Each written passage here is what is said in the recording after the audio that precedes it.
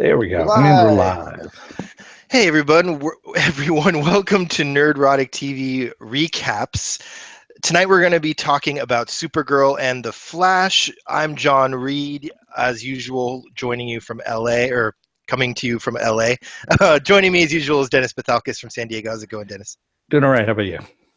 I'm okay. I, we're recapping 2 days of television.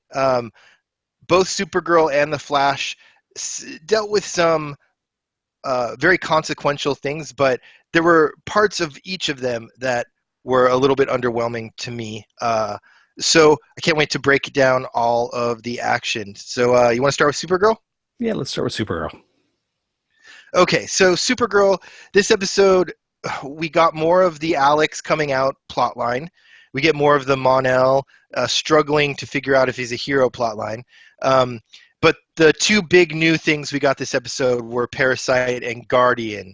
So where do you want to start with this, Dennis? I think we should start with the bar scene and Supergirl getting drunk in the bar, Okay, yeah, that's which it's an I thought was interesting place. pretty Yeah, that's a funny. good place to start. It was. I felt like the actor who played Mon-El, sort of pulled it off a little better, but the whole thing was pretty fun, right? Like it Well, it's was supposed one to be, of the shows. Kara's first time getting drunk. So I think Melissa Benoit, whatever, however you pronounce it, Hmm. did a good job. I thought it Benoit. was pretty funny. Yeah, I agree.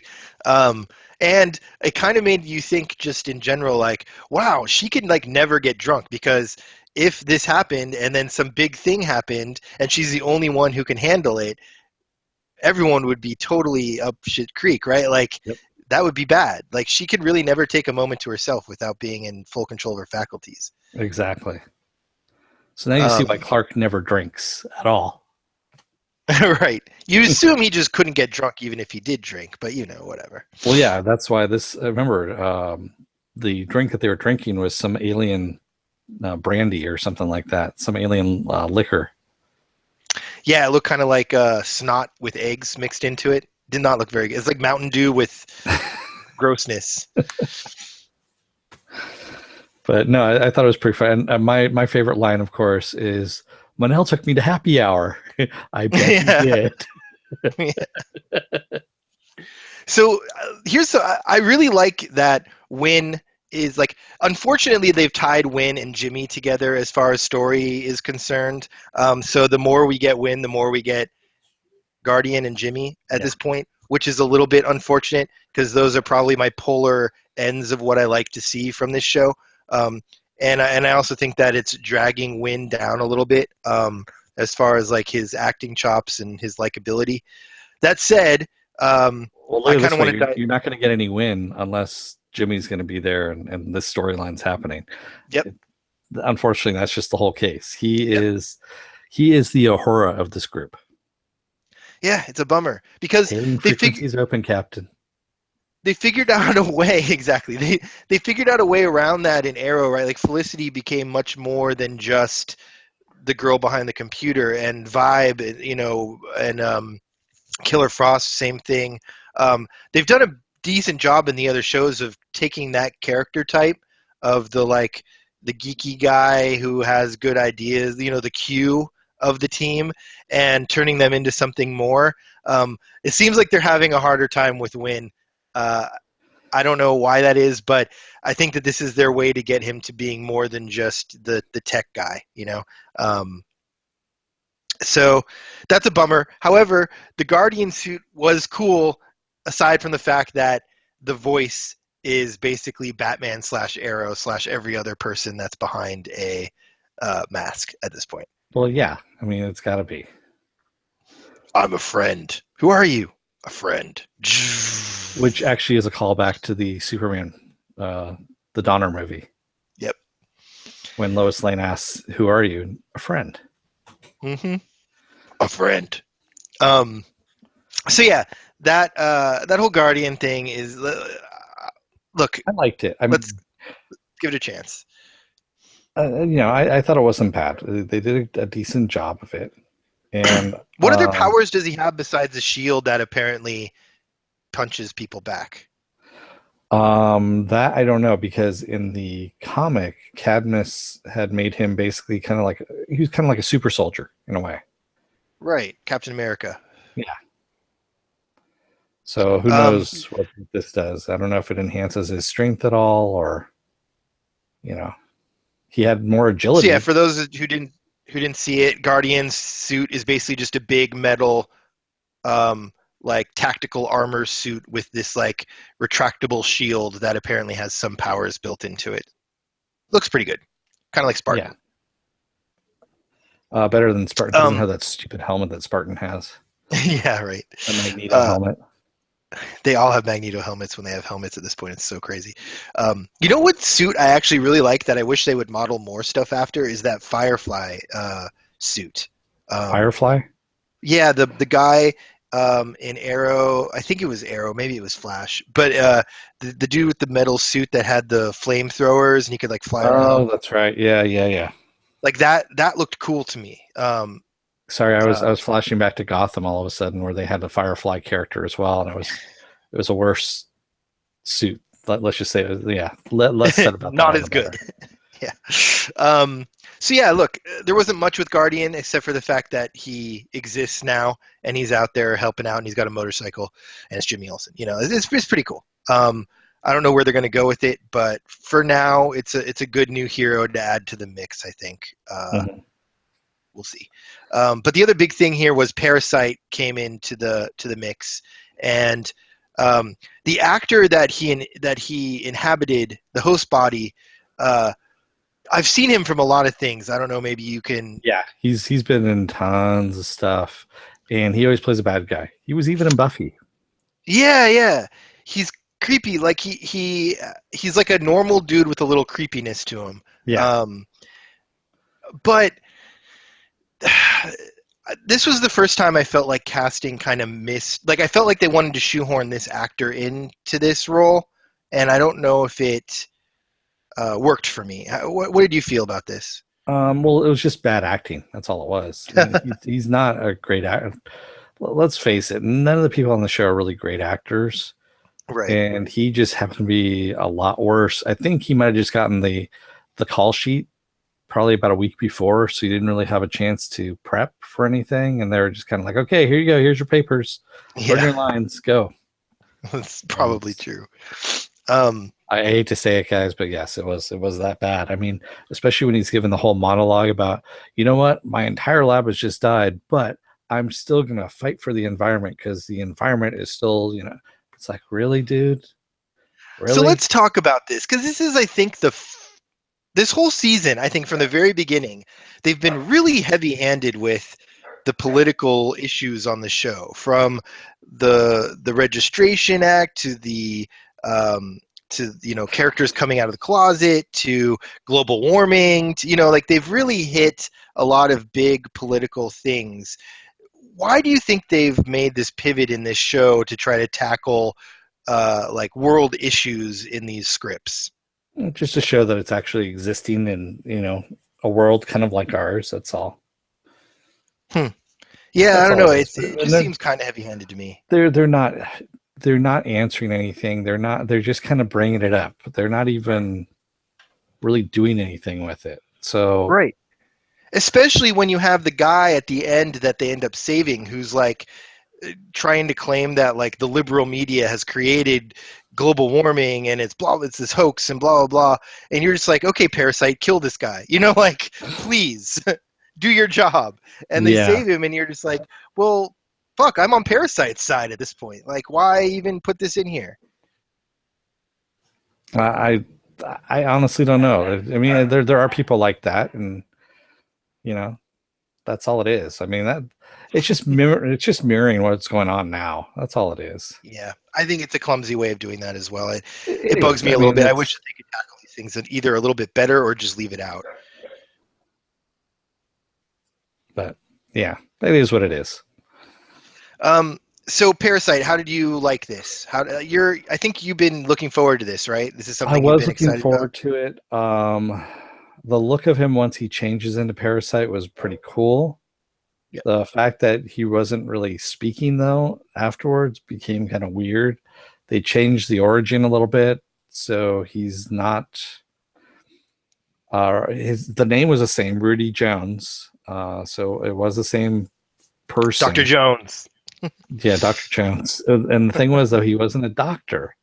He was. Right. I kind of like the animated Superman series that Bruce Timm did.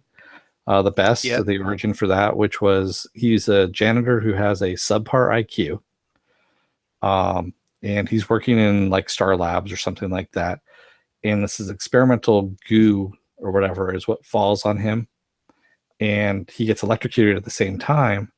And um, he's able to absorb people's not only their energy, but also their memories as well. Right. And so he Right. becomes smarter as a result of that. Interesting. And I like that. That's cool. I wish that they had kind of tackled it in that way. You're right. Yeah. Especially because the well, look, Supergirl goes at him. They find out he can suck her power, and then she does it again, and then she does it again. Like, I Yeah. don't understand why they weren't like at a certain point, like, don't put other people with extreme powers in this guy's arena because he'll just drain them and steal their powers. Yeah, it was a very sloppily written origin. The other thing that they have done, which I really liked in the Superman animated series, was they've made it so Parasite has actually kidnapped Superman and holds him like in a sewer or something like that. So that he can And keep every time, siphoning his powers. yeah, he keeps siphoning his powers so he can use them to do whatever he wants to do. And Superman's basically powerless to do anything. He's just sitting there wherever Parasite has him held hostage. And I Right.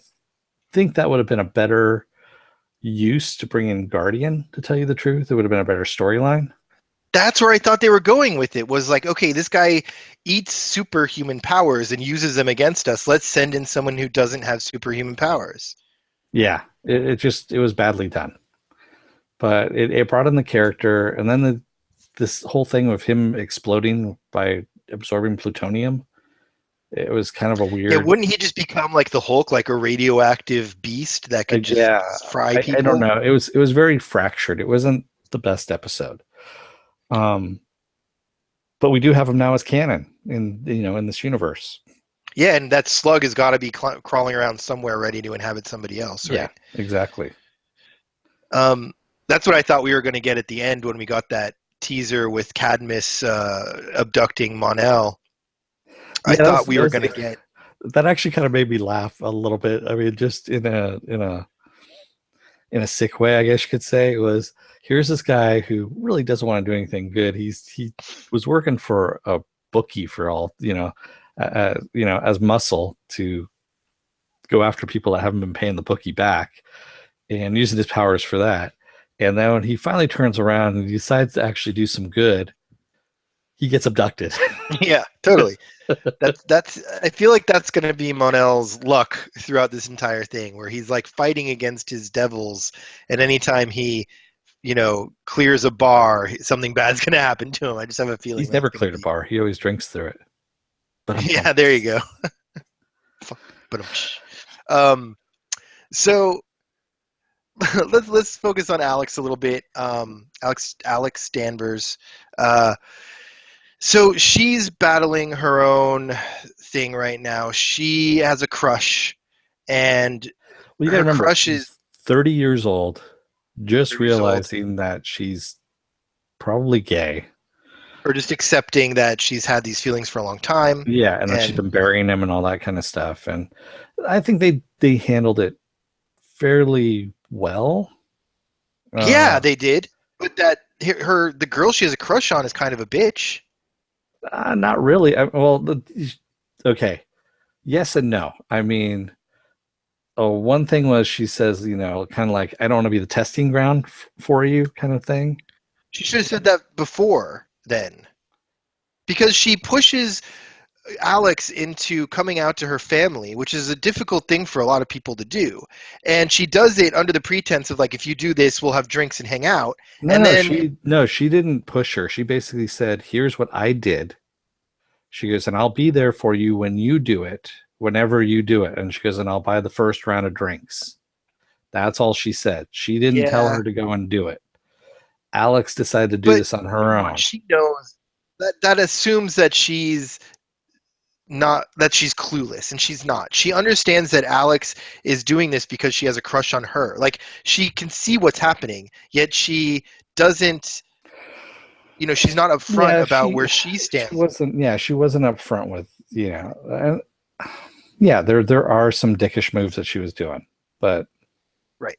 Yeah, I'm not saying that she's like evil or awful for what she did. I'm just saying, like, Alex went through the gauntlet here emotionally, and it happened because she thought there was something at the end of the journey, right? Like, she was trying to show her love for or her like for this person, and at the end she gets the door shut in her face after she was brave enough to do what she did. And I just think that that was tactless. That's all. and you know what? Guess what happens? It happens sometimes. So Hmm. you know, No, no, I get you. No, it was good. I liked it. I'm not criticizing the storytelling. I'm just criticizing the at least that part of the origin of the story story. worked. I mean, the Yes. whole superhero aspect of it didn't. The whole Hmm. it's kind of weird. The whole superhero aspect of this episode didn't work, but that part did. So Right. kind of a weird. Yeah, the highlights were definitely Win and Guardian and Alex and Maggie, and I think there were some highlights with John and Megan too. So John gets sucked. Parasite sucks John, Martian Manhunter, down. Um, You might want to change that phrase a little bit. He siphoned the power out of John. yes, he sucks him dry. Just kidding. So John is on his deathbed. He needs a transfusion, and the only other Martian they know of is Megan. We know that Megan is a white Martian, and that white Martians and green Martians don't get along. In fact, it's an instinctual thing where most white Martians are just um, warlike creatures, right? Yeah. Instinctually. And so, but she's kind of beaten that back herself. But the only way to save him is by giving him the blood of a white Martian, essentially, without him knowing. And this is tough. Like, there's no right move here, But and we're they going to end see up the doing it. consequences. Yeah, there's going to be some consequences here. So I felt like this was actually the strongest part of the episode to me. Knowing, like, being a comic book fan to some degree, knowing about the white Martians and green Martians, at least a little bit, I know that this is a big deal. And we're Oh going to yeah. see that in upcoming episodes, I think. But what did you feel about all this? Oh, I saw it coming. I mean, I mean, you saw that coming as soon as he was laying there, and they're like, "He needs a transfusion." I'm like, ah.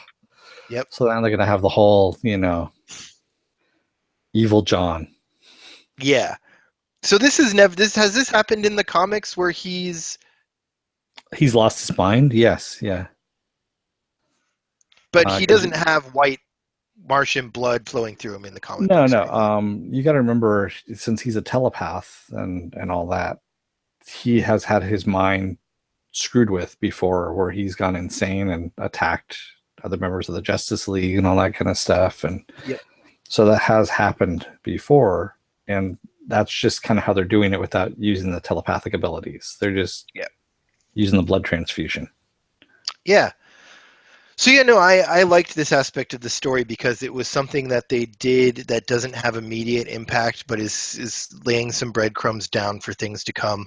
And it also, I think, brings Megan in a little bit closer to the story where she's going to have guilt, or she's going to have some sort of connection to a deeper connection to John now.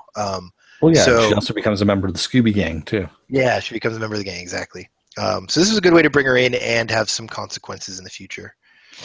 And hopefully, um, we actually get some movement on what the hell's going on with Dan, Dr. Danvers, the dad, since Oh supposedly he works yeah. for Cadmus.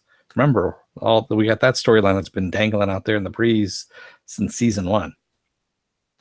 Yeah, you're right. I didn't even think about that. And yeah, actually, come to think of it, they really just left the Lena being the daughter of the woman running Cadmus right now, just dangle That them was out the there. big reveal at the end of the last episode, and they didn't even touch on it this episode. That's what I'm Yet, saying. They've got a lot of different irons in the fire, and they're switching, between them. yeah, I'm just And surprised we saw that woman, we saw Lena's mom in the van at the end of this episode when they didn't at all resolve what we learned about her last episode. yeah, I know.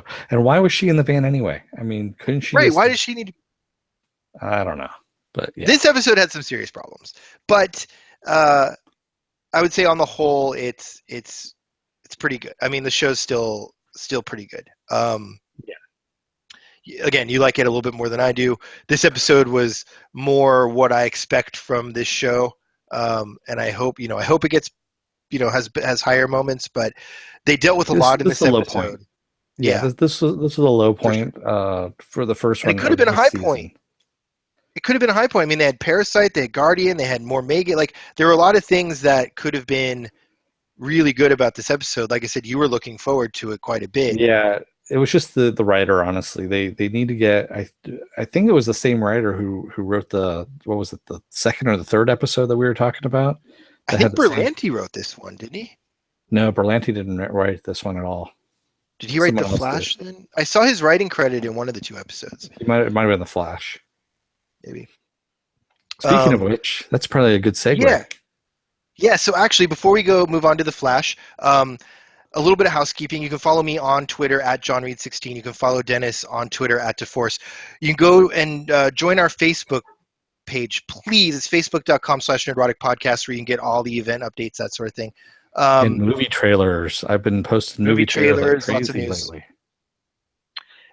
You can get all of the content on nerdrotic.com, and please, the thing that would help us the most is if you guys go to iTunes, hit subscribe, leave us a review. We're going to be sorting through the reviews on iTunes. We're going to be reading our favorite live, and all of the people who get read on these live shows are going to get prize packages from nerdrotic.com. They're going to include a lot of exclusive stuff you can't get anywhere else. So please go to iTunes and leave us some reviews. You may just walk away with some cool swag. But I think we're calling it the Nerdrotic Exotic box. Is that what we're calling a package? The Nerdrotic Exotic package. Yay. I remember. You want one of those. Anyway, so please leave those reviews, subscribe on iTunes. And you can unwrap our package. And you can unwrap, you can see how big our package is. Exactly. Let's move on to The Flash.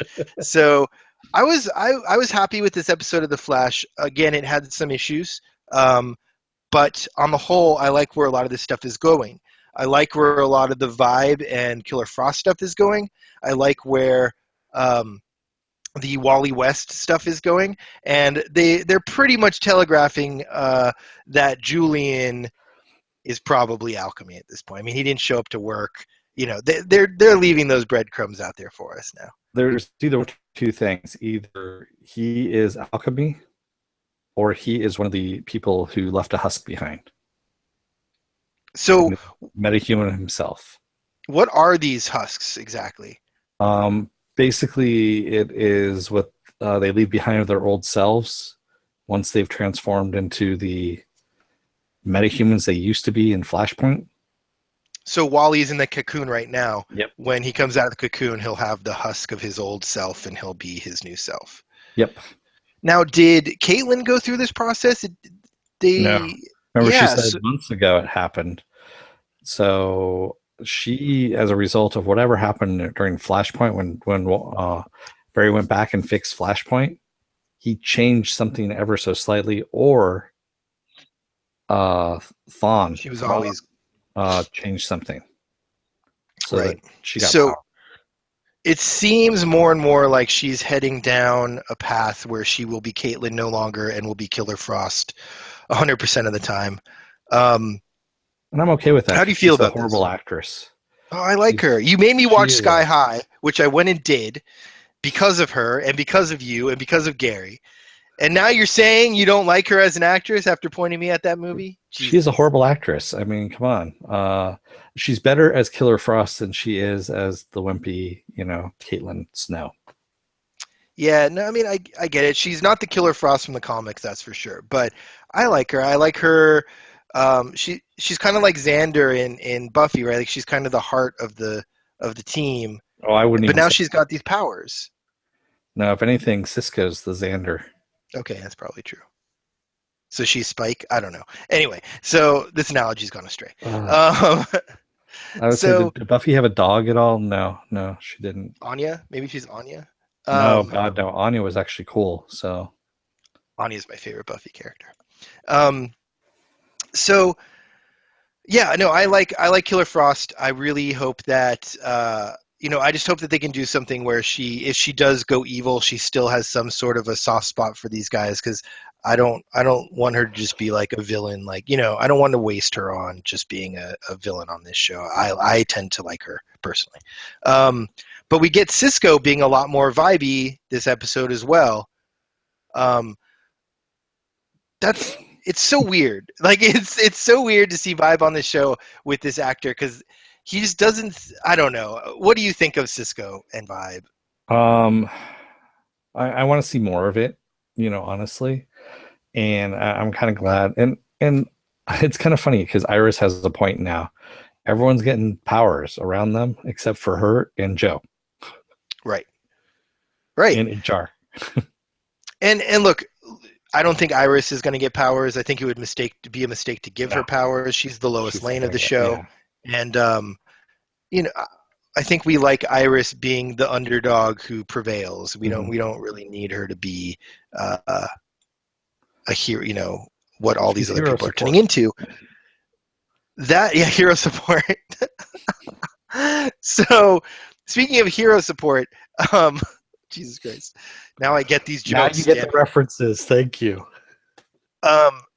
Speaking of hero support, HR. Why are we doing this? We had a perfectly fine Wells from Earth 2. Why are we changing it up again to give us this like doofus? It's. I think it's all going to lead up to Gorilla Grodd. We're going to get back to Gorilla Grodd at some point.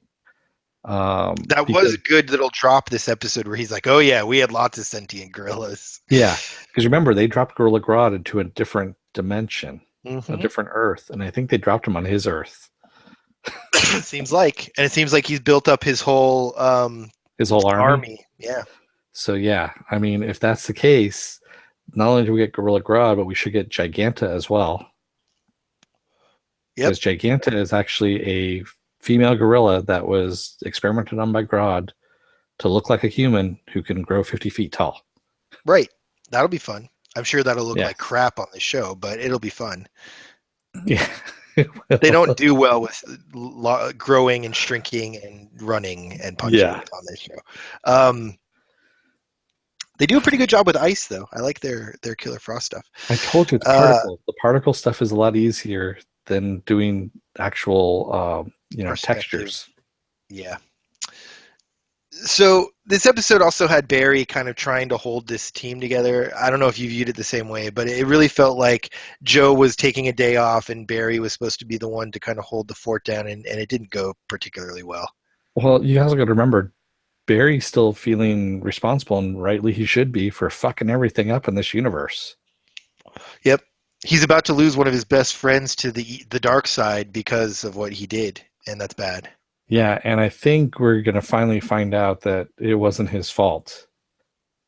That it How would it was not be his fault?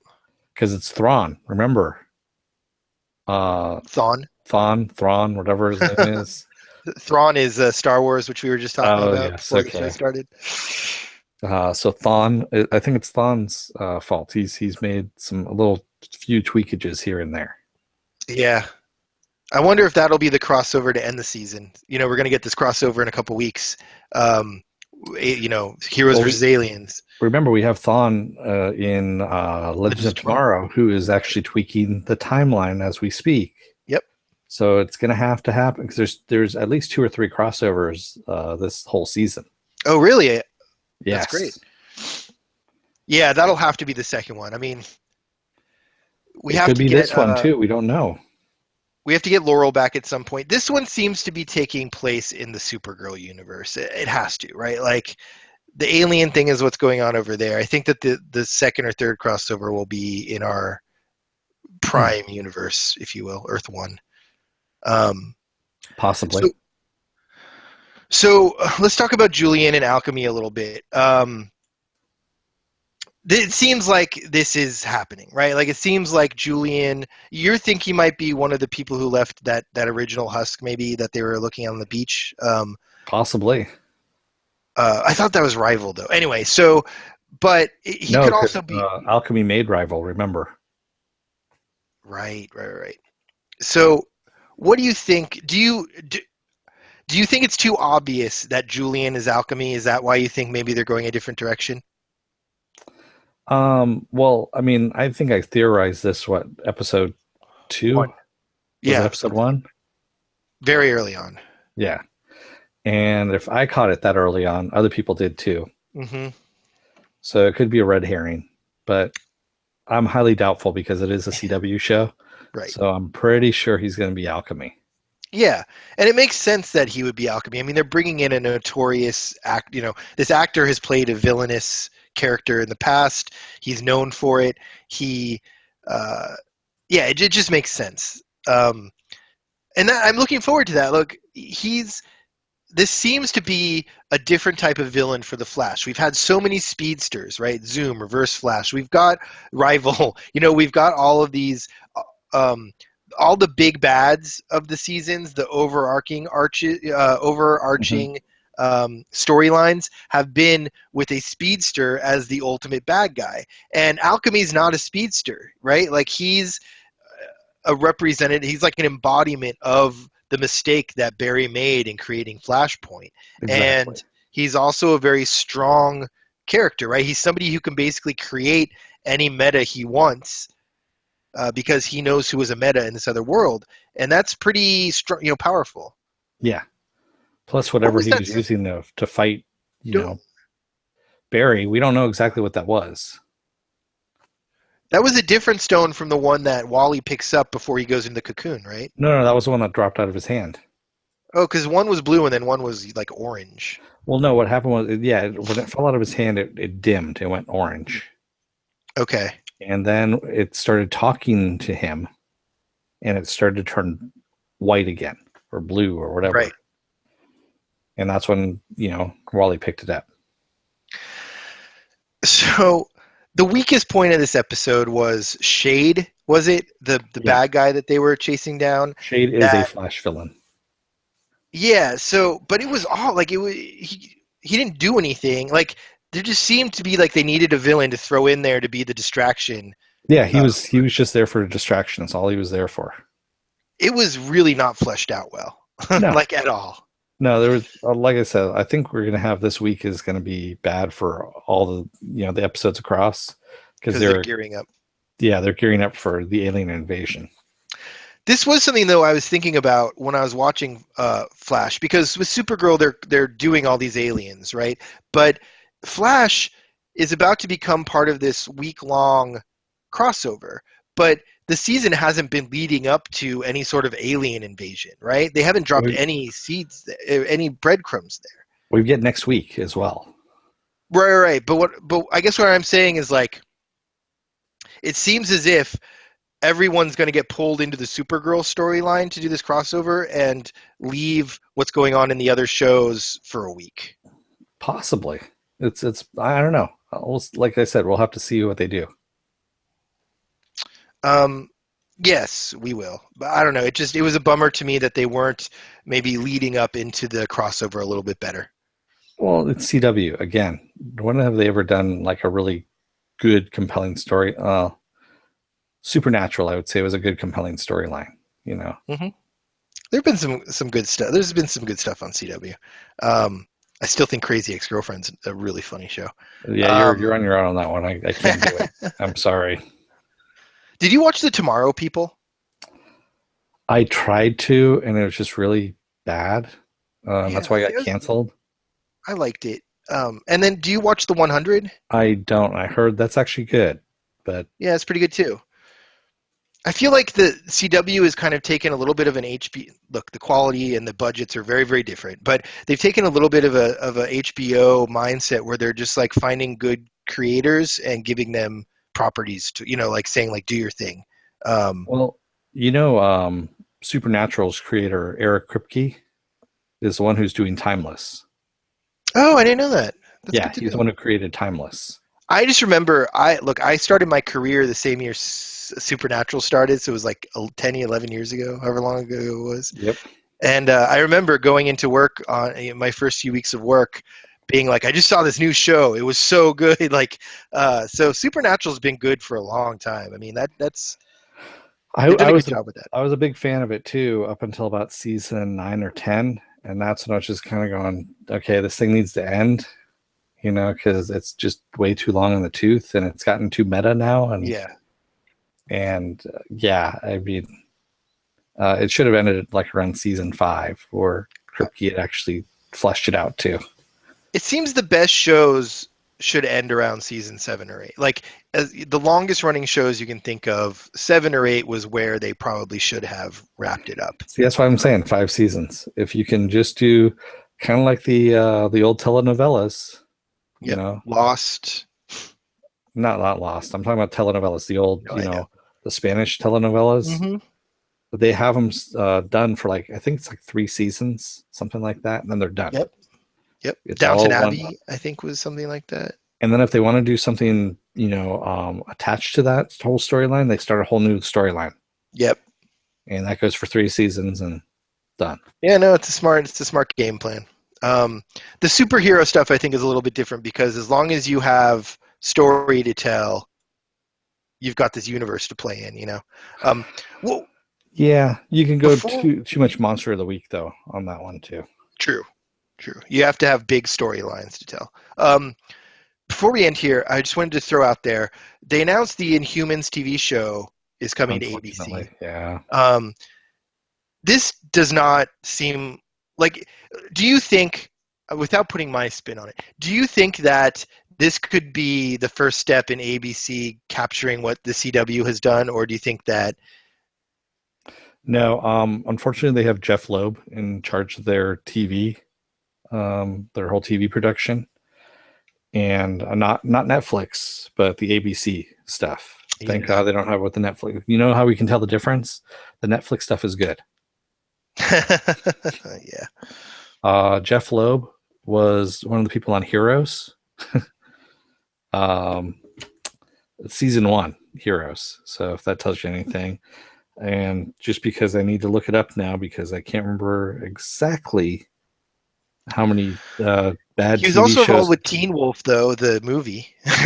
That's good. I never saw it, and not really. What? Oh no, I mean the movie I saw, the original movie with Yeah, yeah, Michael J. Fox. I'm not talking about the TV yeah. show. That's what he was involved in that. Oh, okay. Well, yeah, that's he was also involved with Commando as well, but he was producer for Smallville, Yeah, which which had was its moments. no 2002 to 2005, the boring years. Oh, that bad years. Oh, Yeah. before Jeff Johns got involved. Yep. Agents of Shield. He's also Oof. on that. Right. Agent Uh, Carter. Any of the yeah. I don't think he Yeah, was involved with not great. Agent Carter. Believe it or Well, isn't not. he the one who does all the ABC stuff? Like, that's interesting that he wasn't a part of that. He's going to be involved with Legion. That's going to be on FX. Oh, Um, right. yeah, that's going to be a horrible. Okay, he was involved with Agent Carter, which was actually a good show. Yeah. It's a Shield, like I said.